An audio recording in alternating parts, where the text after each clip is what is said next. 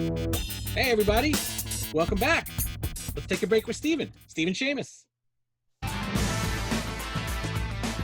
Good afternoon, Alex. How are you today? Wonderful. Every day. Hello to everybody in podcast land. I hope you're seeing our brand new spiffy hats that Alex ordered for us. Alex has the navy blue. Mm-hmm. I am in red. Very cool, Alex. Thank you for the hats. Fits perfect. Yes. Fits perfect. Fits. The only way to go. Absolutely. So it's great. So we have a very special show today. Yes. We're going to do something a little bit different than what we've done in the past. We're going to take a trip down memory lane, and we're going to go back to the 1980s, Alex. Love those 80s. When you were just a little boy. Yeah, I don't remember them, but I love them.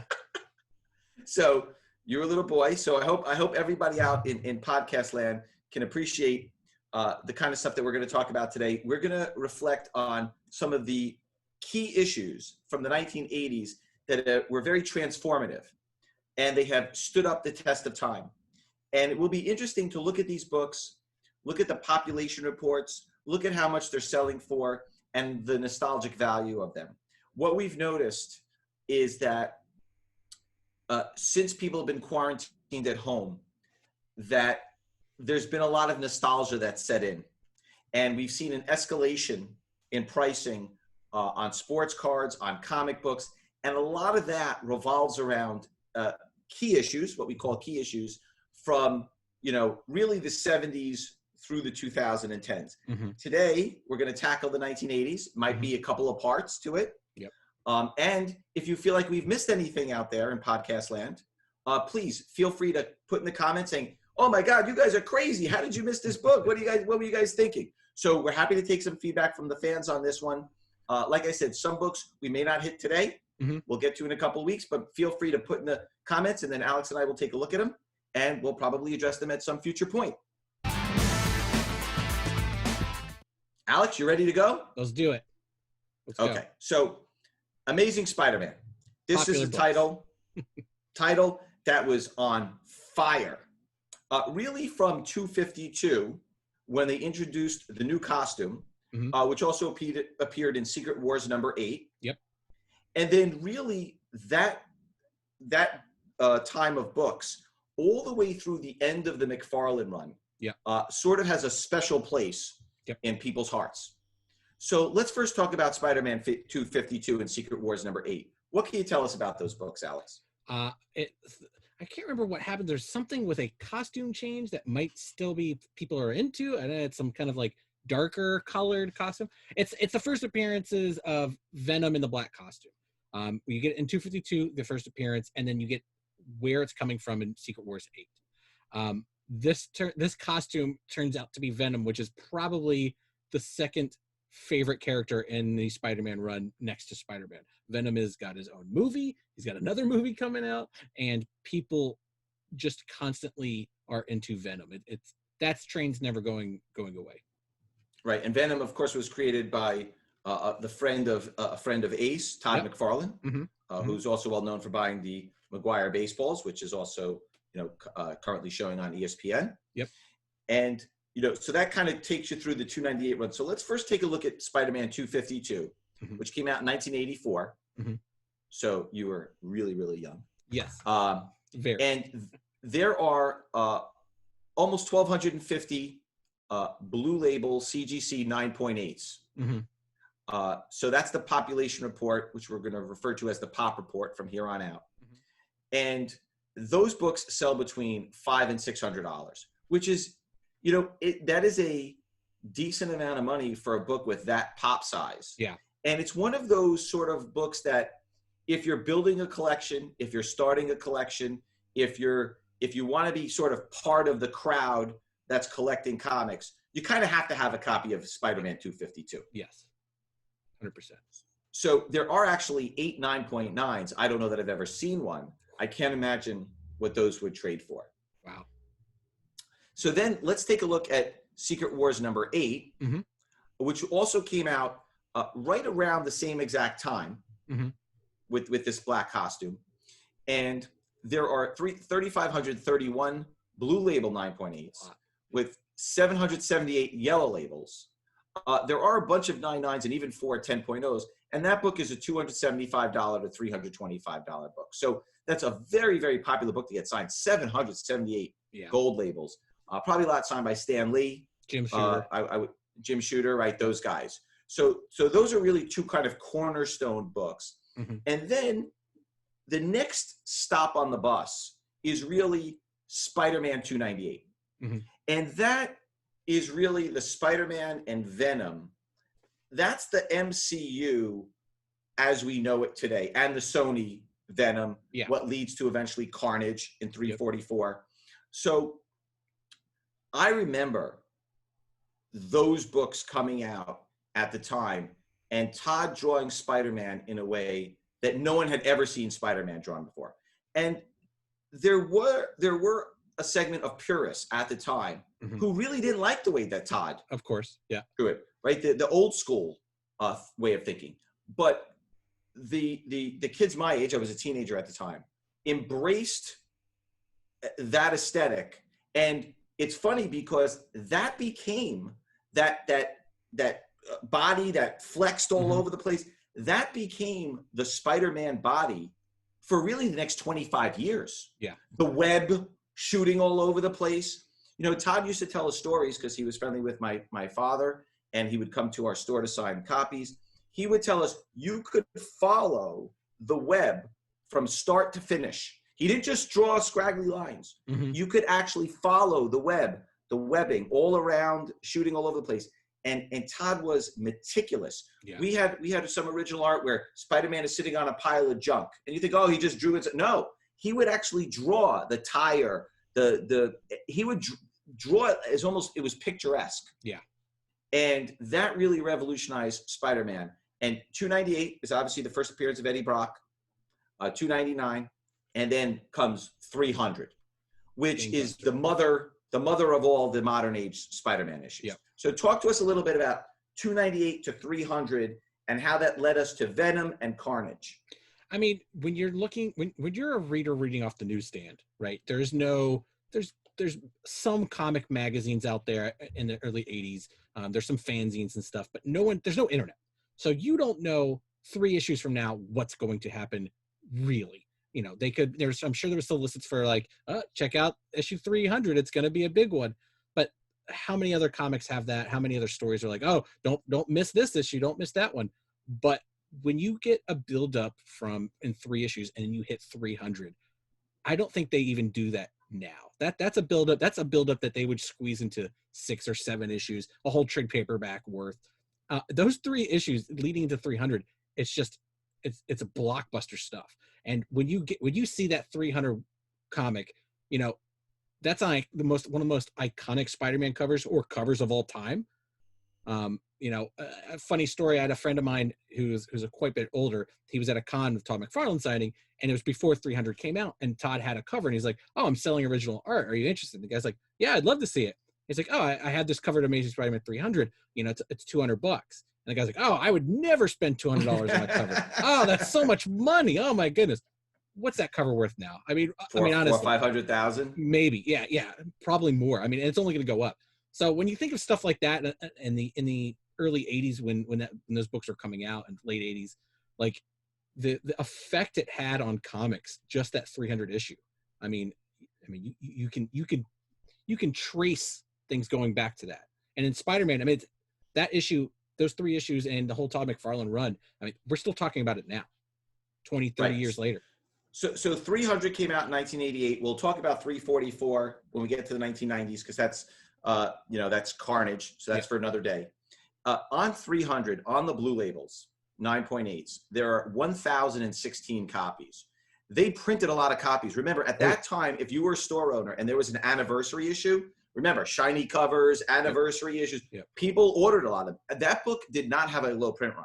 It did not. Not at all. But it was a little thicker. It had extra pages in it. And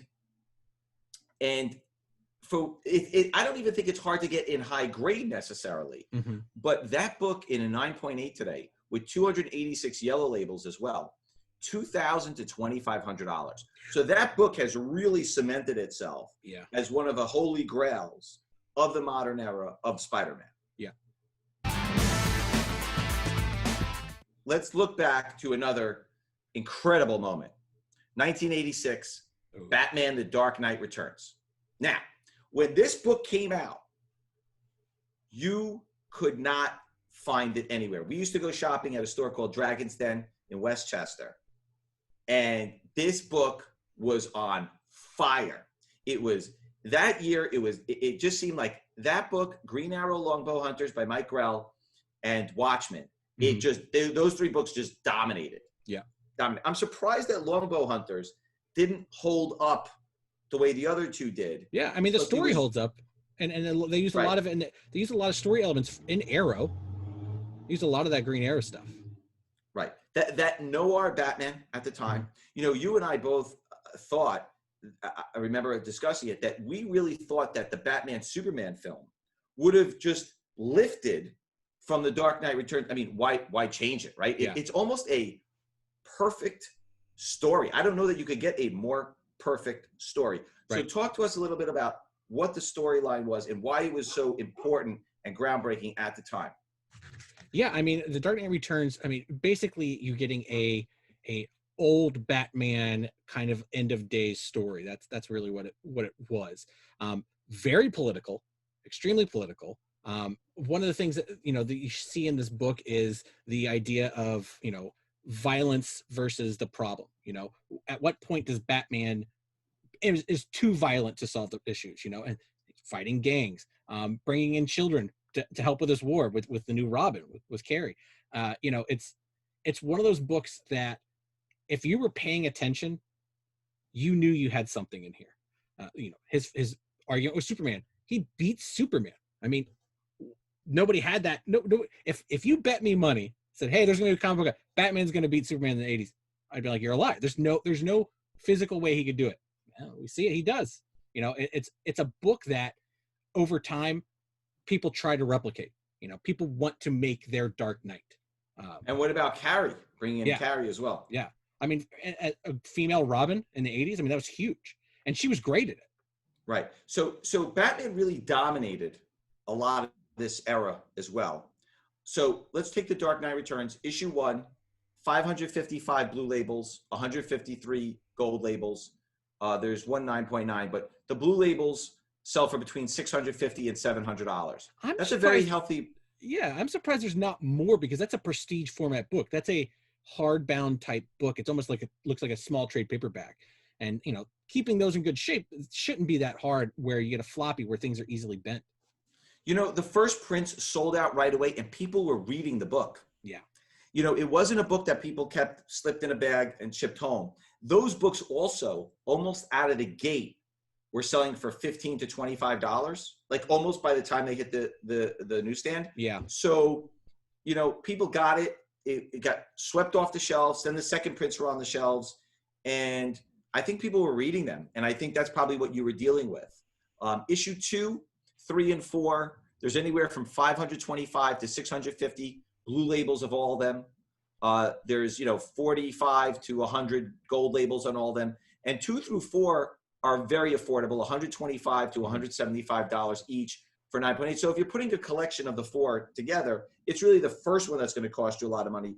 The number 2 cover sold at Heritage Auctions a few years ago, that Frank Miller cover, for I think between $400,000 or something like that. Jeez. That is really the cover. They did have the original Frank Miller art to number 1 at New York Comic Con a year or two ago, and that was pretty impressive. Yeah.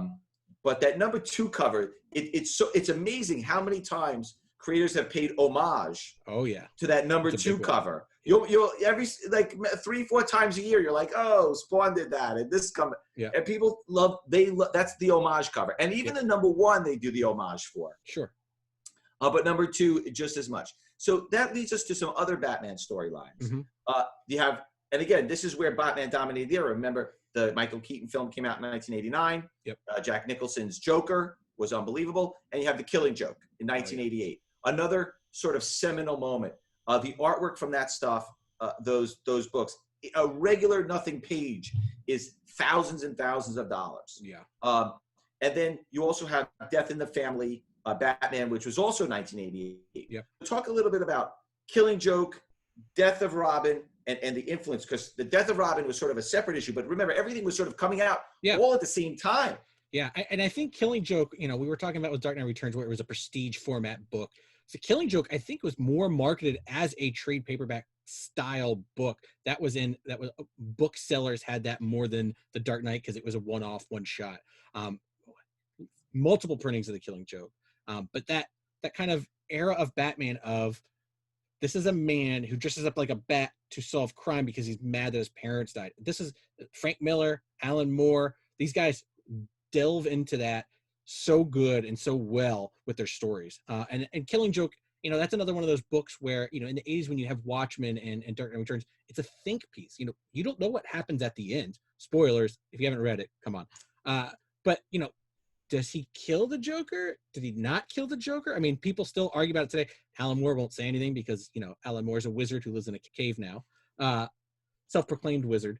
But it's one of those books that you still walk into a comic shop today and buy a copy, later printings and such.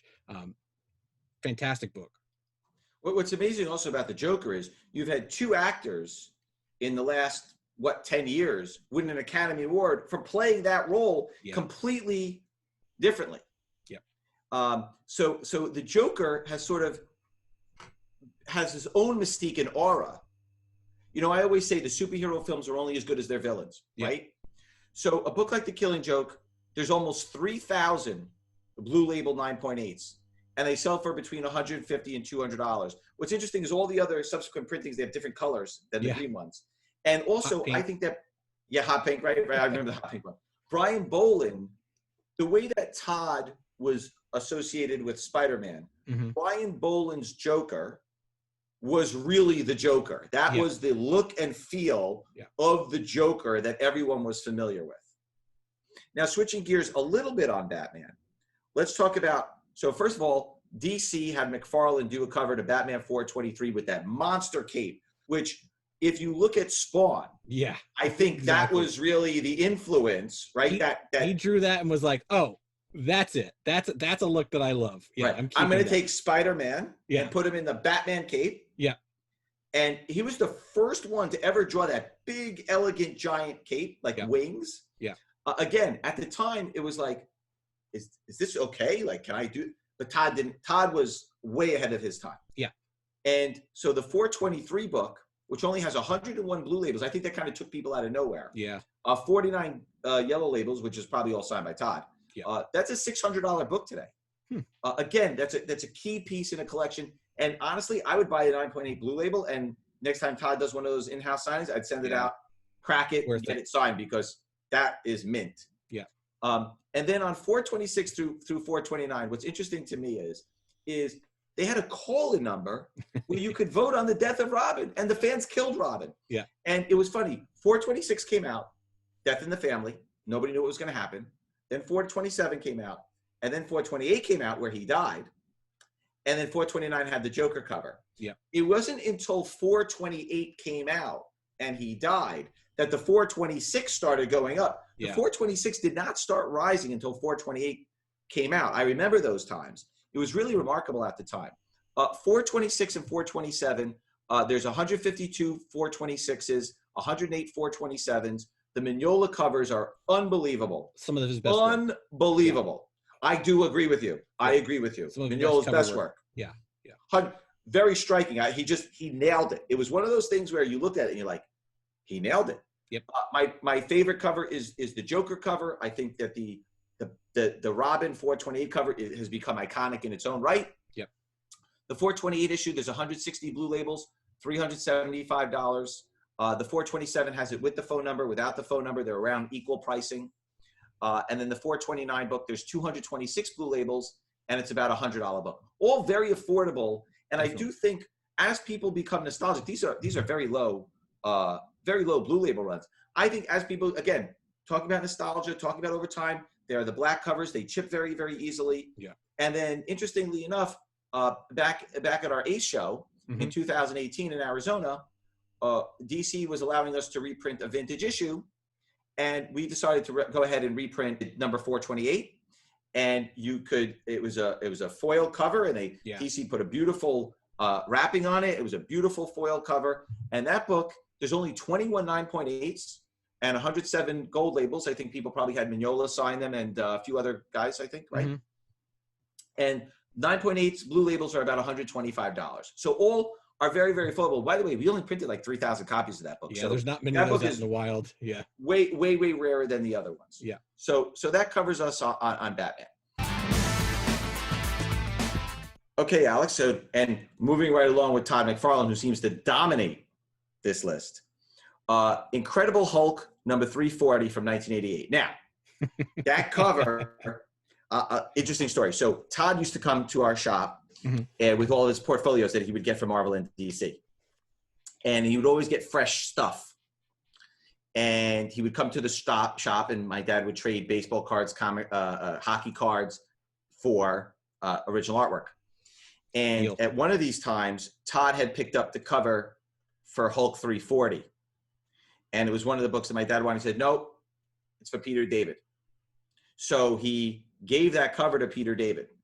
So I don't know if Peter still owns it, but if it wasn't for Peter David, we would own that cover too. My dad had all the other good ones. He had Spider-Man 1, Spider-Man 2, Spider-Man 3, a lot of the Marvel Classics covers. My dad had one of the Batman covers. And so it was one of those things where it was like, but he listened. So he gave close. it to Peter David. He gave Yeah. That book probably has more homages to it than anyone that I could think of. Yeah, I agree. I mean, that book has been homaged, probably 50 to 100 times already. Yeah. So I think at the time, when you saw Todd's work at the time, it was so revolutionary having the Wolverine claws and the reflection of the Hulk. Do you remember that book or is it something that's sort of in? Yeah, I mean, anytime, that's one of those books that anytime we would get a collection in at the shop and I'd be like, and I hold it up and I'd be like, oh, let me see. And then I'll look at it. Oh man, it's so good. I mean, just the negative space he used. I mean, just the background. Like it's so focusing on the Hulk's face. And then you kind of look out and you see it's Wolverine with the claw. Like it's such an amazing graphic design piece, let alone a comic book cover. And like you said, I mean, homages left and right. I mean, that guy should get $1 for every homage. He probably does. Yeah.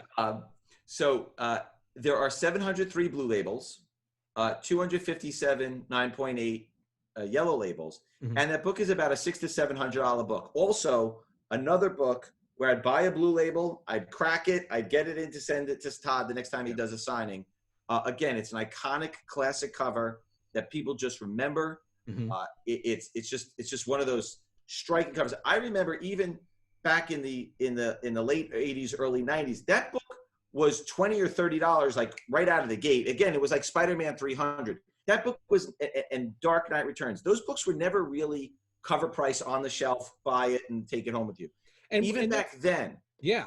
And that one of those, and this is one of those books where it's not a first appearance. Nobody dies. It's a Hulk versus Wolverine fight in the book, which is an amazing fight in the book.